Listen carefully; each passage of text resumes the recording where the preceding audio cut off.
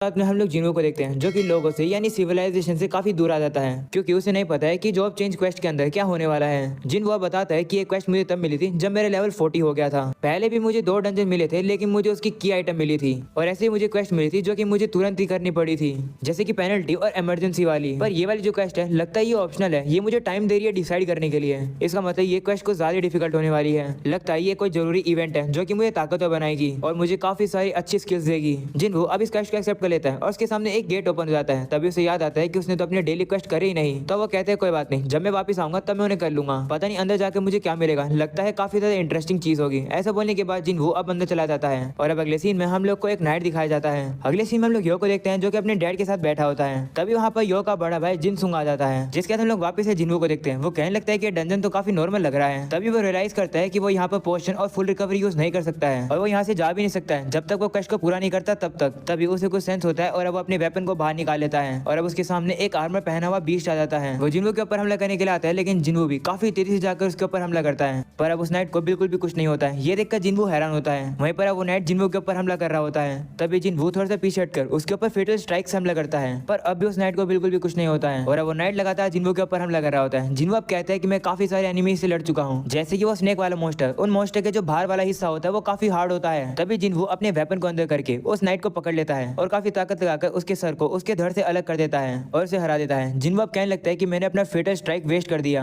और मैं अपना माना भी रिकवर नहीं कर सकता हूँ और डैमेज भी हील नहीं कर सकता हूँ, लेकिन लगता नहीं है कि इन लोग को फर्क पड़ता है। तभी हम लोग देखते हैं कि वहाँ पर और काफी सारे नाइट्स आने लगते हैं। अगले सीन में वापस हीरो को दिखाया जाता है। तभी उसके डैड उससे कहते हैं कि तुम खाना क्यों नहीं खा रहे हो? तो हीरो कहता है माफ करना, खा रहा हूँ। हीरो के डैड जिनसुंग से कहते हैं कि गिल्ड एस्टेब्लिश का काम कैसा चल रहा है? मैंने सुना है कि एस रैंक के हंटर्स ने तुम्हारा ऑफर डिक्लाइन कर दिया। तो जिनसुंग कहते हैं हाँ, मेन बियुंग ने और चा ने मेरे ऑफर को मना कर दिया, लेकिन कोई भी दिक्कत नहीं है। मेरा नेगोशिएशन बाहर के देश के हंटर्स के साथ भी चल रहा है। वो लोग शायद से ऑफर को एक्सेप्ट कर लेंगे अगर मैं उनकी टर्म्स को एक्सेप्ट करूंगा। तो ये बिल्कुल हुआन दोंगसू वाले केस के जैसा हो जाएगा। तभी जिनसुंग यो से कहता है कि मैंने सुना है कि तुम भी सीक्रेट में काम कर रहे हो कुछ, जैसे कि महंगे प्राइस पर सी रैंक की रेट्स को बाय करना। तुम ये मजे के लिए कर रहे हो ना, लेकिन मुझे कोई दिक्कत नहीं है, पर मेरे रास्ते के बीच में आने की मत सोचना। ये सुनकर यो थोड़ा सा परेशान हो जाता है और मन में कहता है कि मेरे भाई को बॉस यानी जिन्वो के बारे में नहीं पता है। अगर उसे जिन्वो की ताकत के बारे में पता चला तो वो काफी हैरान होगा। अगले सीन में हम लोग जिन्वो को देखते हैं जो कि नाइट्स को हरा रहा होता है और उनसे लड़ते लड़ते वो भी थक चुका है। वो रेस्ट करने वाला होता है, लेकिन तभी उसे फील होता है कि उसके पीछे कोई है। तभी वो पीछे हमला करता है और उसे पता चलता है कि वहाँ पर एक मेज था जो कि स्टील स्किल यूज करके उसके पीछे आ गया था। जिन्वो उसे मारकर थोड़ा सा हैरान होता है और कहते हैं क्या मुझे ऐसे मॉन्स्टर से भी लड़ना पड़ेगा जो कि स्टील स्किल यूज कर सकते हैं? तभी उसके ऊपर कोई लाइट मैजिक से हमला करता है जिसे जिन्वो अब डॉज करता है और पता चलता है कि वो हमला करने वाला एक मेज होता है। जिन्वो अब कहता है स्टील स्किल, लाइट मैजिक, आखिर यहाँ क्या चल रहा है? नाइट्स का आर्मर मुझे उस स्नेक मॉन्स्टर की याद दिला रहा है। यहाँ आकर बिल्कुल ऐसा लग रहा है कि मैं अपनी पास्ट बैटल्स को लड़ रहा हूँ। जितना मैं सोचा था ये क्वेस्ट तो उससे भी ज्यादा मुश्किल निकली। अलग अलग मॉन्स्टर्स की अलग अलग वीकनेसेस होती है। नाइट से लड़ने के लिए मुझे ताकत चाहिए, असैसिन से लड़ने के लिए परसेप्शन, आर्चर से लड़ने के लिए मुझे एजिलिटी चाहिए। परसेप्शन के बिना मैं असैसिन को डिटेक्ट नहीं कर पाऊंगा। यहाँ पर सबसे बड़ी दिक्कत मेज की है। उसे हराने के लिए मुझे इंटेलेक्ट की जरूरत है, पर मैंने अपने स्टैट के अंदर इंटेलेक्ट को इंक्रीज ही नहीं किया है। इसका मतलब मेरे पास ज्यादा माना नहीं है। जिन वो उन लोगों से लड़ता लड़ता अब थकने लगता है। वो अब कहता है कि मुझे इसे जल्दी से खत्म करना होगा। अगले सीन में हम लोग चोय को देखते हैं जो कि छत पर जाता है और बाकी हंटर्स उसका वेट कर रहे होते हैं। वो भी अब उन लोगों के पास आकर कहता है कि लगता है समय आ गया है, तुम सभी लोग रेडी होना। और अब अगले सीन में हम लोग वापस से जिन्वो को देखते हैं। उसे सारे मॉन्स्टर्स को हरा दिया है, वो पानी पी रहा होता है। उसे पानी की बोतल इन्हीं मॉन्स्टर्स में से मिली है, मतलब मॉन्स्टर्स के ड्रॉप में से। अभी जिन्वो देखता है कि रिवॉर्ड में उसे एक हाई रैंक का नाइट चेस्ट प्लेट मिलता है। जिन्वो अब रियलाइज करता है कि उसने अपने गेयर्स के साथ ज्यादा एक्सपेरिमेंट नहीं किए हैं, तो अब वो कुछ अपने गेयर्स को पहन लेता है और देखता है कि ये गेयर्स तो इनविजिबल हैं और वो इसलिए बॉडी मूवमेंट्स भी कर पा रहा होता है। जिन्वो अब कहता है कि बताना थोड़ा सा मुश्किल है, लेकिन मुझे लगता है कि मेरा लेवल थोड़ा सा अप हुआ है और मुझे गोल्ड और काफी अलग अलग आइटम्स भी मिले हैं। मेरी थकान भी रिकवर हो गई है, चलो अगले स्टेज पर चलते हैं। जिन्वो अब आगे आता है और उसे एक गेट दिखाई देता है, जिसे देखकर वो कहता है कि इस गेट के पीछे क्या बुरी चीज मेरा वेट कर रही है, पर मुझे उस चीज को हराना होगा क्योंकि उसके बिना मैं यहाँ से बाहर नहीं निकल पाऊंगा।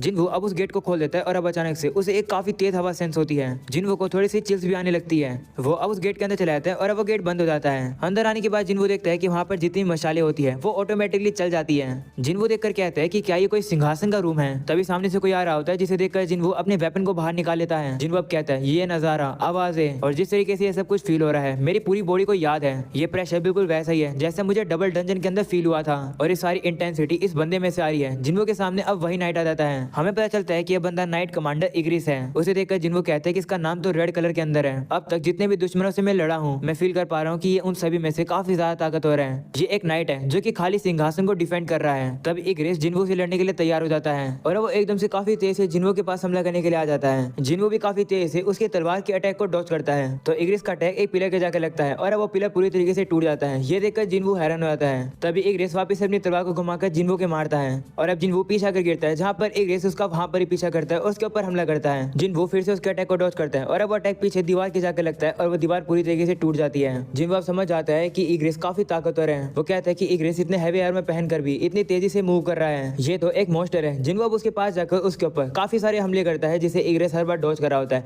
लेकिन जिनवू को जैसे एक मौका मिलता है वो उसके ऊपर अपने डैगर से हमला करता है, पर इग्रेस को कुछ भी नहीं होता है। इग्रेस अब जिनवू के ऊपर अपनी तलवार से हमला करता है। जिनवू अपने डैगर से उसे रोकता है। जिनवू अब जैसे जैसे करके उसके अटैक से बचकर साइड में आ जाता है और कहता है कि हम लोग की स्पीड एक जैसी ही है, पर इग्रेस ज्यादा ताकतवर है और उसके आर्मर की वजह से मेरा डैगर उसका कुछ भी नहीं बिगाड़ पा रहा है। जितना मैं सोचा था ये तो उससे भी ज्यादा खतरनाक है। क्या मैं इसे हरा सकता हूँ? मुझे नहीं लगता कि मैं अपने वेपन के साथ इसे जीत सकता हूँ, तो मुझे अपने हाथों से लड़कर इसे डैमेज करना होगा। ऐसा बोलकर जिनवू अपने डैगर को अंदर रख लेता है। उसे देखकर अब इग्रेस अपने वेपन्स को साइड में रख देता है और जिनवू से भी हाथों से लड़ने के लिए तैयार हो जाता है। उसे देखकर जिनवू कहता है, तुम्हें क्या लगता है कि मुझे हराना इतना आसान होगा? अगले सीन में प्रेसिडेंट गो और वू को दिखाया जाता है, जो कि देर रात तक ऑफिस में काम कर रहे होते हैं। वो कहता है तो फाइनली अब वो हो ही रहा है, जिस पर गो कहते हैं हाँ। तभी प्रेसिडेंट को चोय की कॉल आती है। गो उसे कहते हैं कि क्या तुम लोग जा रहे हो? तो चोय कहते हैं हाँ, जाने से पहले मैं आपका शुक्रिया करना चाहता हूँ कि आपने इस मिशन के लिए परमिशन दी। तो गो कहते हैं कि शुक्रिया करने की कोई जरूरत नहीं है, ये सब इसलिए हुआ क्योंकि तुमने जेजू आइलैंड के बारे में इंटरव्यूज में काफी ज्यादा नाम चढ़ा दिया, तो पब्लिक को भी जेजू आइलैंड के बारे में याद आ गया, तो मैंने बस थोड़ी सी मदद करी है। तो चोय कहता है कि आपको नहीं लगता कि आपको क्रिटिसिज्म मिलेगा इस काम के लिए? तो गो कहते हैं कि वो क्रिटिसिज्म लेने के लिए मैं तैयार हूँ, बस तुम वहाँ पर केयरफुल रहना क्योंकि वो आइलैंड काफी खतरनाक है। तो चोय कहते हैं हाँ मुझे पता है, हम लोग वहाँ पर बस इसलिए जा रहे हैं ताकि ये पता लगाएं कि वहाँ पर जो खतरा है वो कितने लेवल का है और देखेंगे कि दुश्मन कैसे रिस्पॉन्ड करता है। जेजू आइलैंड पर जो थर्ड रेड हुई थी वो मेरे लिए कभी खत्म हुई नहीं थी। अगले सीन में वापस से जिनवू को दिखाया जाता है। वहीं पर इग्रेस काफी तेज से आकर जिनवू के ऊपर हमला करता है। जिनवू को तो रिएक्ट करने का टाइम भी नहीं मिलता है। इसके बाद इग्रेस जिनवू को एक दीवार के पास फेंक देता है और अब जिनवू के ऊपर काफी सारे मुक्कों से हमले करने लगता है। जैसे जैसे करके जिनवू बसता हुआ साइड में आ जाता है और कहता है कि मैंने इसके अटैक को ब्लॉक किया, लेकिन लगता है कि फिर भी मेरी 500 एचपी कम हो गई है इसके इतने सारे मुक्कों की वजह से। अच्छा है कि मैंने आर्मर सही समय पर पहन लिया था, ये बिना तलवार के भी इतना ताकतवर है, ये मुझे मार सकता है, मैं इसे ताकत में नहीं जी सकता हूँ, इसलिए मैं अपनी स्पीड को बूस्ट कर लेता हूँ। ऐसा बोलने के बाद जिनवू डैश का यूज करके काफी तेजी से इधर उधर दौड़ने लगता है और अब वो आकर इग्रेस को मारने की कोशिश करता है, पर इग्रेस उसके सारे अटैक को डॉज कर रहा होता है। इग्रेस अब जिनवू को उठाकर इधर से उधर फिर से फेंकने लगता है, पर जिनवू अभी भी हार नहीं मानता। वह पूरी तरीके से घूमकर उसके मुंह पर लात मारता है।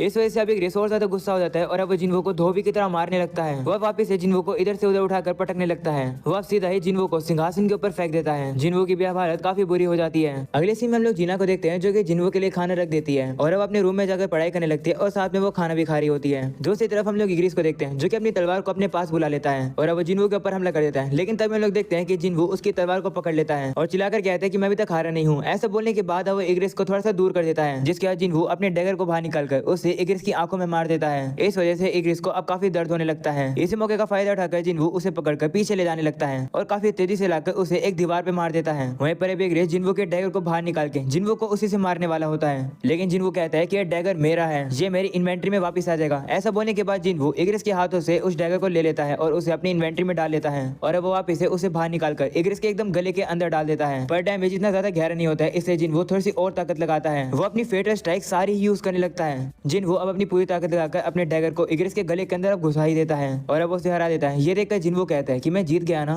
जिनवू अब पीछा कर कहते हैं कि ये बैटल काफी क्लोज थी, मैं तुक्के से ही जीता हूँ। हमारी स्किल्स, एबिलिटी और एक्सपीरियंस, इन सब के बीच में एक काफी ज्यादा बड़ा डिफरेंस था। अगर मैंने एक भी गलती करी होती तो मैं मर जाता। तभी जिनवू देखता है कि उसे 4 रिवॉर्ड मिले हैं। एक रिवॉर्ड होता है 1.5 मिलियन गोल्ड, दूसरा रिवॉर्ड होता है इग्रेस का हेलमेट, जो कि एस रैंक का आइटम है। उस हेलमेट को जिनवू पहन लेता है और कहते हैं कि इसकी क्वालिटी तो काफी अच्छी है, ये मेरे फिजिकल डैमेज को 15% कम करता है और 20 पॉइंट मेरी स्ट्रेंथ और वाइटिलिटी को बढ़ाता है, ये तो काफी कमाल का है। जिनवू देखता है कि उसे एक रून स्टोन मिला है रूलर हैंड का। उसे देखकर जिनवू कहते हैं कि ये कैसी स्किल है, चलो इसे बाद में पता लगाएंगे। वैसे मुझे ये इंस्टेंट टेलीपोर्टेशन स्टोन भी मिला है, ये मेरी इन्वेंट्री में भी नहीं जा रहा है, तो आखिर ये स्टोन मुझे क्यों दिया गया है? क्या इसका मतलब है कि ये क्वेस्ट अभी तक खत्म नहीं हुई है? तभी जिनवू देखता है कि उसके पीछे काफी सारे गेट्स ओपन हो जाते हैं। तभी एक नोटिफिकेशन सामने आती है, जो कि जिनवू से कहती है कि जितना हो सके सर्वाइव करो एनहेंसमेंट पॉइंट्स पाने के लिए। जिनवू अब देखता है कि वहाँ पर एक टाइमर चलने लगा है, जिसे देखकर वो कहता है कि इसका मतलब यहाँ पर इन्फिनिट दुश्मन आएंगे। तभी गेट्स के अंदर से वही नाइट सब बाहर आने लगते हैं, जिसे देखकर जिनवू कहता है कि अगर ये सभी लोग इग्रेस जितने ताकतवर होते तो मैं मारा जाता, लेकिन मैं इन लोगों को इजीली हैंडल कर सकता हूँ। पर दिक्कत यह है कि ये काफी ज्यादा है। अगले सीन में हम लोग को हेलीकॉप्टर में चॉय और उसकी टीम दिखाई जाती है और अब वो लोग जेजू आइलैंड की तरफ चले जाते हैं। दूसरी तरफ वापस से जिनवू को दिखाया जाता है, जो कि उन नाइट से लड़ रहा होता है, लेकिन वो नाइट्स खत्म होने का नाम ही नहीं ले रहे होते हैं। ये देखकर जिनवू कहता है कि लगता है यहाँ पर ये चीज देखी जाएगी कि मैं यहाँ पर कितनी देर सर्वाइव कर सकता हूँ। अगर ऐसी बात है तो मैं ये कर रहा हूँ। ऐसा बोलने के बाद जिनवू स्टील स्किल का यूज करता है और इनविजिबल हो जाता है। वो नाइट सब उसे देख नहीं पा रहे होते हैं। इसी मौके का फायदा उठाकर जिनवू अब पीछे आकर छुप जाता है और कहता है कि इस स्किल को यूज करने करने में मेरा काफी सारा माना लगता है और मेरा माना भी काफी जल्द खत्म होने वाला है। जितना हो सके मुझे बस टाइम बाय करना है। तो अभी एक मेज वहाँ पर आता है जो कि अपनी पावर को यूज करके जिनवू की स्टील स्किल को खत्म कर देता है। इस वजह से सारे नाइट्स जिनवू को देख पा रहे होते हैं और वो उसके ऊपर हमला कर देते हैं। तो अब जिनवू अपनी मर्डर इंटेंट का यूज करके उन सभी लोगों से अब लड़ने लगता है। उन्हें हराने के बाद जिनवू कहता है कि ये काफी ज्यादा बुरा है, मेरा माना खत्म हो गया, इसलिए मैं स्टील और मर्डर इंटेंट अब और यूज नहीं कर सकता हूँ। तभी एक नाइट आकर जिनवू की कमर के ऊपर हमला कर देता है और उसे घायल कर देता है। जिनवू अब गुस्से में आता है और अब उस नाइट के ऊपर हमला करके उसे खत्म करता है। जिनवू अब टाइमर को देखता है और उसे पता चलता है कि अभी तक सिर्फ 5 ही मिनट हुई है। ये देखकर वो कहता है कि मैं और ज्यादा नहीं लड़ सकता हूँ, मैं ये करना तो नहीं चाहता हूँ लेकिन मुझे टेलीपोर्टेशन स्टोन यूज करना पड़ेगा। जिनवू अब उस स्टोन को यूज करने वाला होता है लेकिन तभी एक नाइट आकर उसके हाथ के ऊपर हमला करता है।